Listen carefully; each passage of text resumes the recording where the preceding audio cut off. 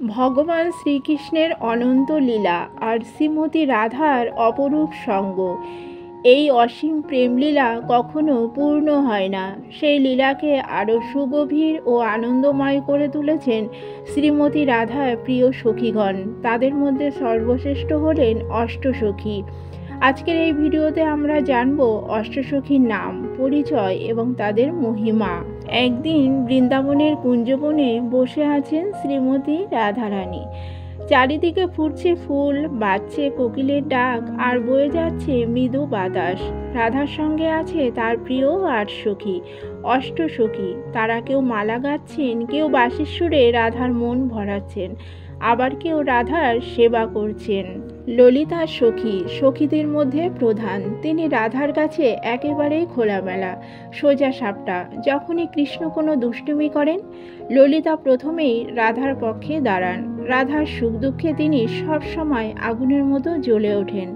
বিশাখা সখী অত্যন্ত বুদ্ধিমতী, তার কাব্য প্রতিভা অপরিসীম। যখন রাধাকৃষ্ণের লীলা হয়, বিশাখা সখী গান ও কবিতায় সেই লীলাকে আরও সুন্দর করে তোলেন। চিত্রা সখী চিত্রকলায় দক্ষ।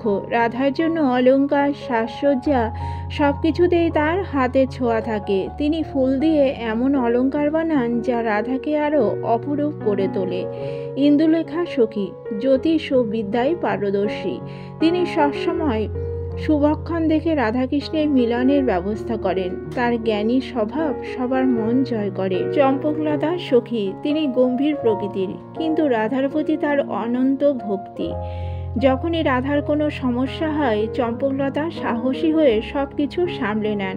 রঙ্গদেবী সখী হাসি ঠাট্টায় ভরা, তিনি সর্বদা আনন্দ ছড়িয়ে দেন। কৃষ্ণ যদি মন খারাপ করে থাকেন, রঙ্গদেবী হাসি আর খেলার মাধ্যমে আবার সব পরিবেশ আনন্দময় করে তোলেন। সুদেবী সখী তিনি শান্ত স্বভাবের, অন্তরঙ্গ সঙ্গিনী। রাধার একান্ত সেবায় সর্বদা নিয়োজিত থাকেন। তার ভক্তি গভীর এবং নীরব, কিন্তু অত্যন্ত শক্তিশালী। তুঙ্গদেবী সখী জ্ঞান ও কীর্তনে অদ্বিতীয়া। তিনি রাধাকৃষ্ণের লীলার মাহাত্ম্য সুন্দরভাবে সবাইকে বোঝাতে পারেন।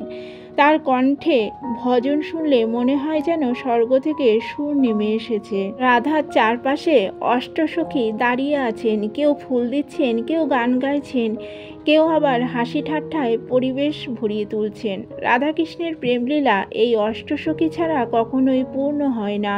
তাই ভক্তরা বলেন, যতক্ষণ না অষ্টসখীর সঙ্গ পাওয়া যায়, ততক্ষণ রাধাকৃষ্ণ লীলার আসল আনন্দ উপলব্ধি করা যায় না।